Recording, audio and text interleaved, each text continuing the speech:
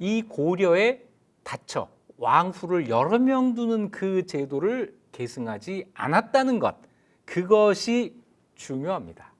고려 시대에는 여러 명의 왕후가 똑같은 자격을 가져요. 그래서 순서에 관계없이 누가 낳은 아들이라도 다음 왕이 될 수 있는 자격을 갖습니다. 그런데 조선에서는 정비가 낳은 아들은 대군이라고 하고 딸은 공주라고 하고, 후궁이 낳은 아들은 군으로 책봉하고 딸은 옹주라고 부르죠. 차별을 하는데 고려에는 후궁이라는 게 없고 모두가 정비, 같은 자격을 갖는 왕후이다. 이게 다르죠. 물론 궁녀와 사이에서 아이가 태어날 수도 있습니다. 그런데 이 궁녀를 왕후로 승격시켜주지 않아요. 그래서 여기에서 태어난 아들은 소군이라고 불리고, 이 소군은 자라나면 머리를 깎고 승려를 만듭니다. 정치에 관여하지 못하게 한 거예요. 그런데 조선에 와서는 어떻게 되죠? 태조에게는 부인이 2명 있었습니다. 한씨와 강씨. 물론 왕비로 출발한 사람들이 아닙니다. 이성계가 왕이 되기 전에 부인이 2이 있었고, 그래서 한 사람이 신의 왕후로 책봉이 됐고, 신의 왕후가 죽은 다음에 조선이 건국됐기 때문에 한씨는 왕비 자리에 있어 본 적이 없어요. 왕이 된 다음에 유일한 부인이었던 강씨가 나중에 신덕 왕후가 되는 거죠. 그러니까 엄밀하게 이야기하면 이성계, 태조에게도 왕비는 1명이었던 거예요. 그 다음에 정종에게도 왕비는 1명입니다. 물론 후궁이 있었지만 왕비는 1명이에요. 태종도 왕비는 원경왕후 한 사람입니다. 왕비가 한 사람, 그리고 다수의 후궁이 있는 요 제도, 요게 조선에 들어와서 시작이 되는데, 이 제도를 다진 사람이 바로 태종이고 그때의 왕비가 원경왕후였던 거죠. 조선 왕실의 이 왕비 제도는 왕실 바깥에서 일어나고 있었던 일부 일처제 확립과 밀접한 관계가 있습니다. 고려 시대는 일부 일처가 원칙이에요. 처가살이를 하는 사람이 많았고, 그런 가운데 일부 다처라고 하는 것은 현실적으로 대단히 어려운 일이죠. 그러다가 고려 말쯤 대체로 우왕대 이후에 일부 다처, 여러 명의 처를 두는 풍조가 생기기 시작합니다. 지방 사람이 서울로 올라왔을 때 지방에 처한 사람이 있고 서울에 처한 사람이 있어서 지방에 있는 처를 향처, 서울에 올라와서 새로 얻은 처를 경처, 이렇게 부르게 됐다는 거죠. 이성계가 꼭 그래요. 한씨가 향처, 강씨가 경처입니다. 일부 다처가 풍조가 되면서 어떤 사람은 3사람의 처를 거느리는 경우도 있었다고 해요. 자, 조선이 건국된 다음에 이 문제를 일부 일처로 되돌리려고 했습니다. 조선 건국 초기부터 형법은 명나라의 형법 대명률이라고 하는 것을 준용했는데, 대명률에 따르면 일부 다처를 법으로 금지한다, 이렇게 돼요. 그래서 처가 있는데 처를 처로 삼는 사람, 이런 사람은 장 90대, 또 처가 있는데 또 처를 들이는 사람, 그래서 처가 2이 되는 이 사람은 장 90의 이혼. 이래서 강력하게 일부 다처를 법으로 규제합니다. 그런데 이걸 규제하다 보니 어떤 문제가 생겼느냐면, 이미 다처 여러 명의 처를 두고 살고 있는데 어쩌란 말이에요. 저 사람들을 쫓아내란 말입니까? 이 뻔뻔한 사람들의 변명이 있게 되죠. 그래서 결국 어떻게 결정을 하느냐, 1413년 3월 11일을 기준으로 해서 그 이전까지 다처는 그대로 인정한다.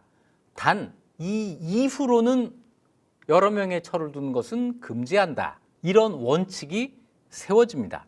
자, 이래서 일부 일처가 이제 조선의 원칙으로 다시 회복이 됐는데, 왕실에서도 왕비는 한 사람으로 한다라는 원칙이 같이 정해진 거예요. 조선의 일부 일처제 확립, 이것이 왕실에도 영향을 미친 것이다. 자, 그런데 민간에서 일부 일처제를 강력하게 밀어붙이면서 구멍을 하나 만들어 놓죠. 그게 바로 첩이었어요. 축첩을 허용을 했습니다. 이래서 조선의 지배층은 처 한 명에 여러 명의 첩을 두는 이런 상태가 되죠. 처와 첩이 동시에 존재하는 이런 상태가 되는데, 이것이 왕실에 들어왔을 때 왕비는 한 사람이지만 여러 명의 후궁을 두는 것으로 나타나게 되는 거죠. 자, 이런 일들이 태종대에 일어나고 있었다. 자, 이것에 대한 원경왕후의 불만, 이게 있을 수가 있는 거죠. 또 한 가지, 태종과 원경왕후의 싸움의 빌미가 된 것이 외척 제거입니다.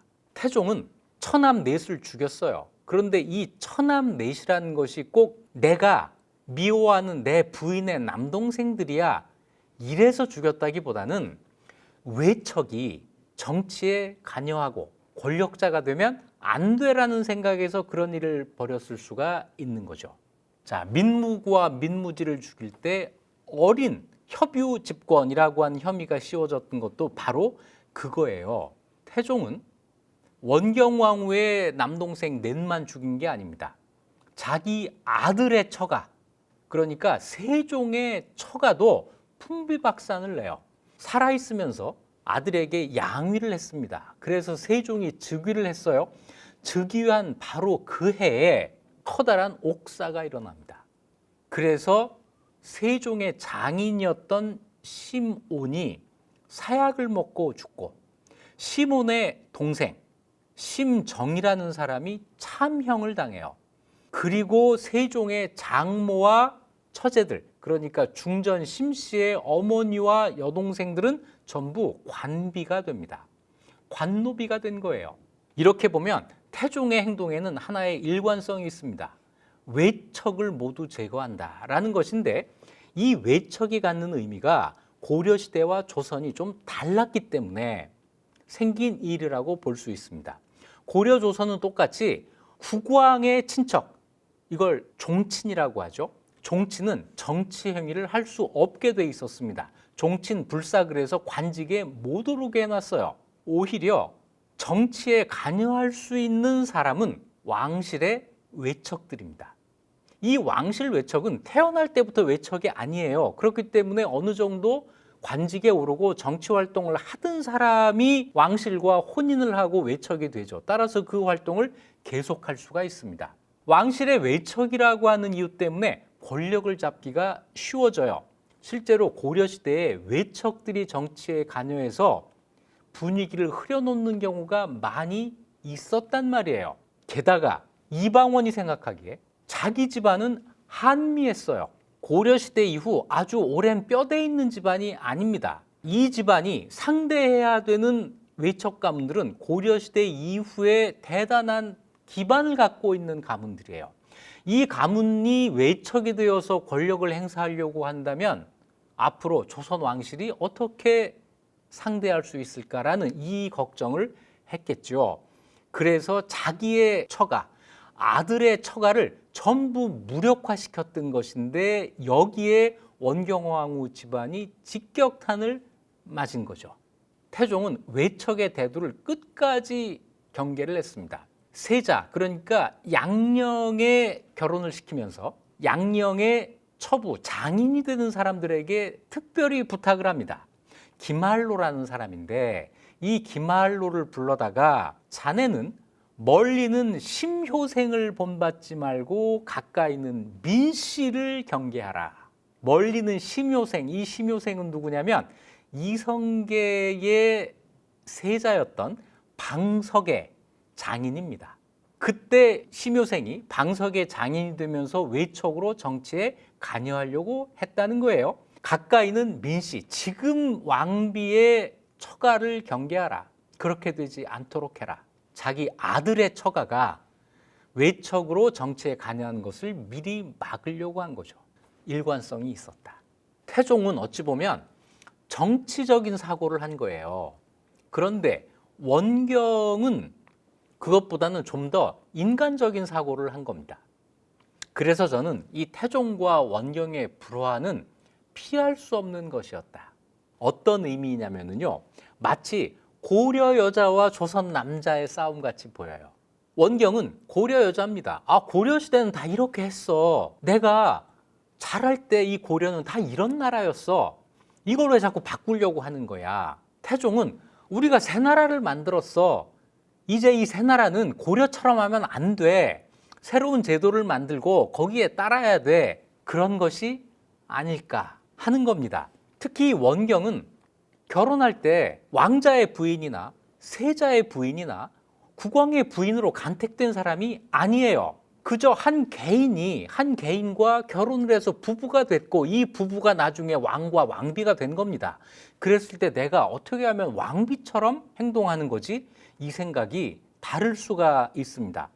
이후에 조선에서는 왕비를 드린다, 이 간택할 때부터 굉장한 공을 들입니다. 자, 어떤 여자를 누구를 왕비로 삼을 것인가? 뭐 그 전에 세자빈으로 삼을 것인가, 왕자의 부인으로 삼을 것인가, 다 마찬가지예요. 민간에서 자란 여성을 궁 안으로 들일 때 간택부터 아주 심혈을 기울여서 하고 결정이 된 다음에는 교육을 시킵니다. 왕실에서의 예절이 어떤 것인지 교육을 시켜요. 이 예절의 핵심은 뭐냐면 참는 거예요. 계속 인내하는 걸 교육을 시키는 겁니다. 비인간적인 사람으로 만드는 교육, 이걸 거쳐서 왕실 사람이 되는데 원경왕후는 그래 본 경험이 없단 말이에요. 그러니까 당연히 고려시대 여자처럼 사고하고 행동을 했겠죠. 태종은 조선의 새로운 제도, 정치 관행을 만들려고 합니다. 왕실에서 일부 일처제를 정착시켜야 된다. 후궁이라는 것은 불가피한 것이야. 외척이 정치에 관여하면 안 돼. 그러면서 조금씩 태종이 생각하는 왕비라고 하는 것은 그저 나의 부인이 아니라 국가의 공적인 지위를 갖는 사람이다라는 이런 점이 강했을 거예요. 국모라는 말이 있습니다. 국모. 이건 조선에서는 왕비를 부르는 말이죠. 나라의 어머니, 이건 뭐냐면 온 백성의 어머니라는 뜻이에요. 놀랍게도 고려시대에는 국모라는 말이 있는데 달리 쓰여요. 국모는 왕의 어머니를 부를 때 쓰는 말입니다. 왕과의 개인적인 관계죠. 어머니니까. 조선은 백성들의 어머니, 이건 공적인 관계입니다. 그래서 제도적으로 왕비의 공적인 지위를 확립하려고 했다는 것이 태종의 생각이었을 것으로 보여집니다. 문제는 정작 그 당사자, 그런 변화를 요구받는 원경왕후의 동의를 구하지 않은 채 일방적으로 강제적으로 자기의 요구를 관철시키려고 했다는 데 있는 거죠. 이건 태종의 방법상의 오류라고 밖에는 할 수 없습니다. 원경왕후는 고려의 전통을 그대로 의심 없이 관철시키려고, 유지하려고 한 거예요. 사가에서 결혼했고 정치적 운명도 같이 했고, 그렇다면 나에게도 공이 있고, 그러면 고려시대 왕실 결혼처럼 똑같이 해야 되는 거지. 고려시대에는 왕이 여러 명의 왕후를 두었다고 했지만 꼭 그렇지 않아요. 고려시대 국왕 가운데 한 명의 왕후와 평생 산 사람도 여럿 있습니다. 명종, 신종, 희종, 고종, 이 왕들은 왕후가 단 한 명이었어요. 원경왕후는 태종에게 이 사례를 따를 것을 요구했을 거예요. 한 명의 왕후만 두는 고려의 사례. 내가 왜 그 한 명의 사례가 되어야 하는 거지? 나는 그럴 자격이 있으니까. 별 볼 일 없는 이방원을 고려 말부터 우리 집안에서 키워줬고, 이방원이 왕자의 난을 일으킬 때 내가 직접 거기에 관여를 했고, 그렇다면 나는 그런 자격이 있는 거 아닌가? 이 사례가 나에게 적용되기를 희망했고 그걸 요구했을 거예요. 충분히 그럴 자격이 있죠. 두 사람 간의 싸움은 태종의 일방적인 승리로 끝납니다. 태종이 하려고 했던 것을 모두 이루어요. 그러면서 패배한 원경왕후는 투기가 심한 여자, 이 정도로 조선시대 모든 기록에서 부정평가를 받게 됩니다. 하지만 이 싸움은 두 사람의 입장을 공정하게 바라보는 데에서 다시 살필 필요가 있습니다. 원경왕후를 위한 변명이었습니다. 지금까지 이익주는 역사였습니다.